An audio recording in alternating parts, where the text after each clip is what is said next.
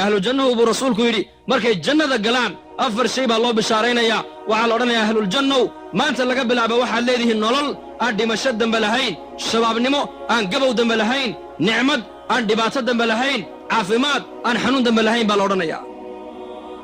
ayna dunya xadiis buu nebigu ka sheekeeyey ibnu mascuud uu wariyey yaa adnaa ahla aljannati manzila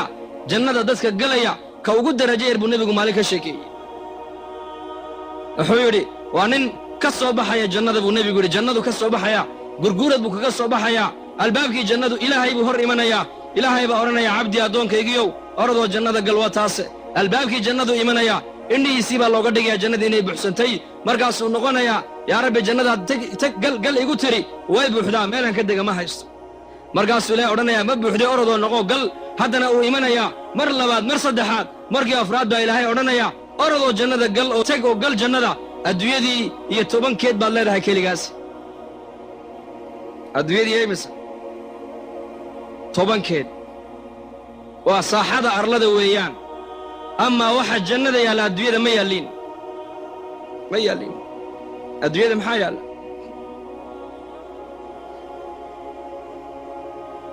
markaasuu odhanayaa ataskharu bii ilaahu ma igu dheeldheelaysaa aw tadxaku bii mise waad igu qoslaysaa adigaaba boqorkiye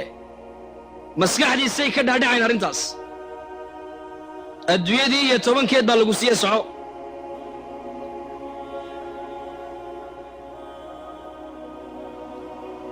imaam qurtubi kitaabu tadkira wuxuu ku sheegay ninkaasi madaxweyne marka dawlad loo magacaabo koormeer buu sameeyaa dalkoo dhan buu soo maraa gobollada tuulooyinka distrigyadaas meel kastuu soo maraa wasaaradaha ninkaasi wuxuu yidhi halkanuu ka bilaabayaa jannadiisii halkanuu ka bilaabayaa ilaa dhinaca kale uu ku soo wareegayo meesha uu mar marana mar labaad isha ku qaban maaye safarkaa wuxuu ka qaadanayaa 1000 sannadood imise sano 1000 sannadood fayaatii wuxuu imanayaa albaabkii jannadu isa soo taagayaa xawralcayntiisii baa ka hor imanaysa tanduru ilayhi wa yanduru ilayha buuhi ibnu cabbaas way eegi eegmadoo keliya ayaa qaadanaysay buuhi 40 sannadood imse sanaad dalka joogtaan annadra fad tucaaniquhu wa yucaaniquhaa wuu ku boodayaa way ku soo boodaysaa way isku dhegayaan waalmucaanaqatu qadra 40 sana buuhi cabdullaahi ibnu cabbaas mucaanaqadoo keliya waxay saysanayaan 40 sannadood oo kale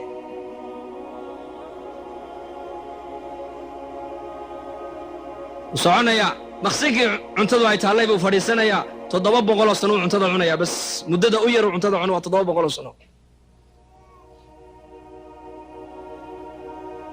ayna dunya maxay tahay adduunyadu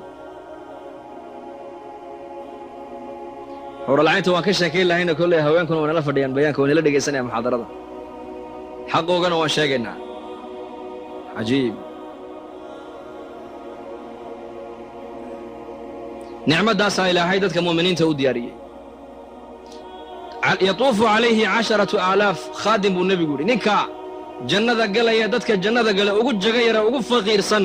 ee ugu faqiir lama dhihi karee ugu jaga yar waxaa dushiisa dawaafaya buu nebigu yidhi 10,000 oo khaadim baa dul dawaafaya khaadimka kale arki maayo khaadimkan sharaabka iyo cuntada uu sida ku kale ma sido guryaha jannada buu nebigu yidhi sida guryahan adduunyada ma ahine sidaasay carshiga uga laalaadaan buu rasuulku yidhi asxaabtu way yaabeen yaa rasuulallah guryaha sideen u galaynaa wuxuu yidhi sida shimbirahaad u duulaysaan aad u galaysaan buu yidhi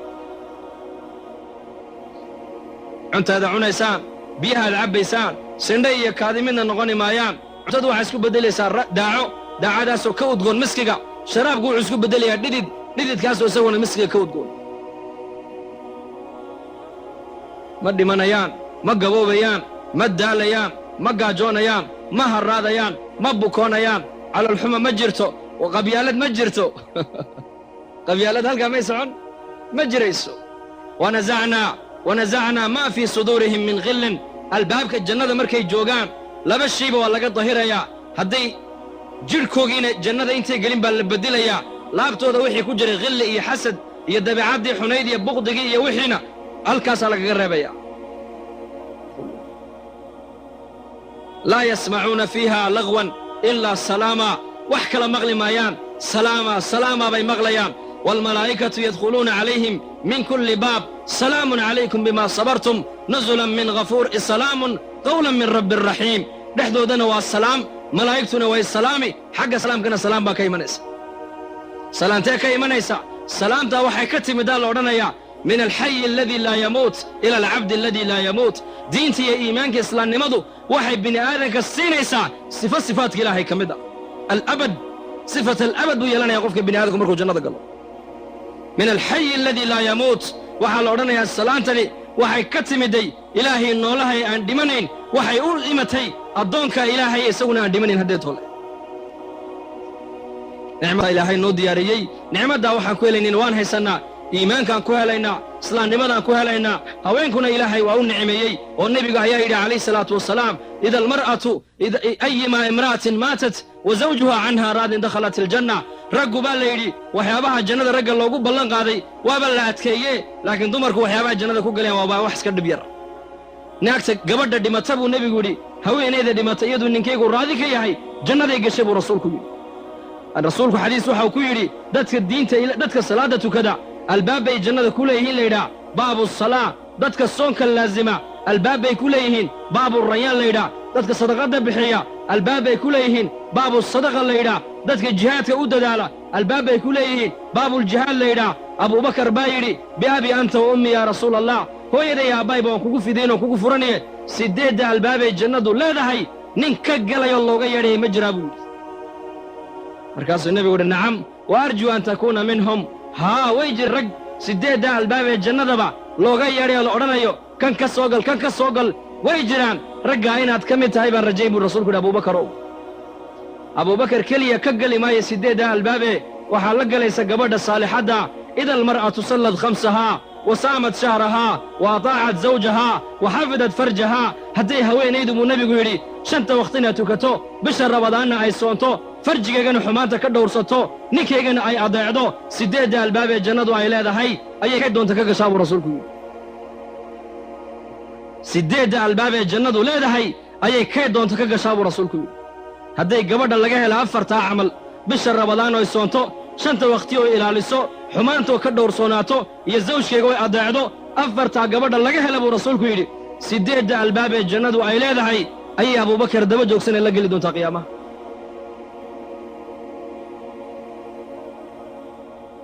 waa la weyddiiyey nebiga gabadhu way weyddiiyeen saxaabiyaadku haweenka mu'minaadka iyo xuralcaynta midkee fadli badan baa lagu yidhi caayishaa weyddiisay wuxuu nebigu yidhi gabadha mu'minadda ayaa xuralcaynta ka fadli badan buu yidhi waxay tidhi maxaan kaga fadli badannay waaba xuralcayn oo ilaahay baa sameeyo nuur baa laga sameeyee wuxuu nebigu yidhi bisalaatihinna wa siyaamihinna wa taacatu aswaajihinna waxay kaga fadli bateen xuralcayntu haweenka mu'minaadku xuralcaynta waxay kaga fadli bateen soonka ay soomayaan salaadda ay tukanayaan iyo raggooga ay adeecayaan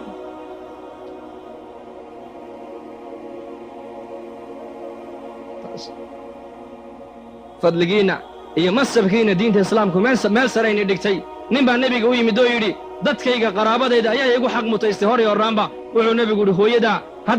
haddana hooyadaa haddana hooyadaa haddana aabbahaa buu rasuulku yidhi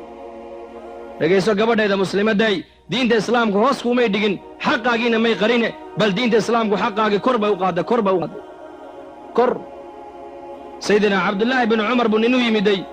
lacalla hada alxadiis waa marfuuc weeyaan cabdullaahi binu cumar buu u yimiday nin markaasuu yidhi yaa ibnu cumar hooyaday ii dhashay ayaan degtayda xashka ku keenay intaasoo mayl ayaan degta ku soo qaaday waan dawaafsiiyey carafa ayaan geeye xaqeegii ma guday mise ma gudin wuxuu ku yidhi xaqeygii kugu lahaydood gudda iska daaye maalinkii ay yaraantaada ku xambaarsanayd ee marada qaydka kugu xambaarsanayd ee qaydku ka dabacay ee u malaysay inaad ka siibatay maalinkaa keliya naxdintii ay naxdayba abaalkaygii maad soo celin buu ka yidhi xaqiinna waad leedihiin xaqiinna diinta islaamku meel bay ku tiirisee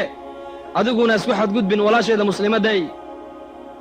dhaqan baad leedahay diin baad leedahay islaam baad tahay mu'minad baad tahay waxaad ku danyataa dadkii haweenkii ilaahay adduunyadan uu raalliga kaga noqday waddadoodii maryan binta cimraan ku dayo aasiya bintu masaaxim ku dayo faaduma binta muxamed ku dayo khadiija bintu khuwaylad ku dayo dadkaasaa adduunkan iyo aakhira ku liibaanay sida waxa uu nebigu yidhi sal alla alay wasalam haweenka ilaahay afar buu ka doortay buu nebigu yidhi afartaasna waa maxay waa maryan waa nebi ciise hooyadii waa aasiya weeyaan waa aasiya guriga fircoon bay iyay degganayd halka baydka guriga ninka rabbinimada sheegtay guriga dhexdiisa ilaahay ku caabuday aasiya faadumana waa ina muxammedo tacab iyo rafaadba waa u dulqaadatay adduunyadana way ka saaqi qaadatay waa khadiijo oo qofkii u horreeyey diinta islaamka soo galay waa khadiija qof ugu horreeyey oo diinta islaamka dhaqaalo ku bixiyana khadiija ahayd diinta islaamku meel sarayna dhigtay